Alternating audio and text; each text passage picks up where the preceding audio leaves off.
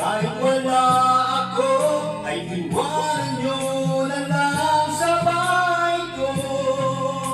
Dahil lang ninyo, wala pa rin trabaho sa araw ng Pasko.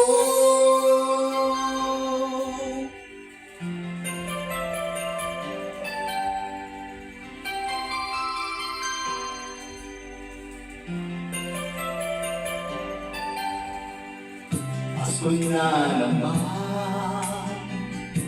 kailangan magtagupa, dahil hanggang ngayon wala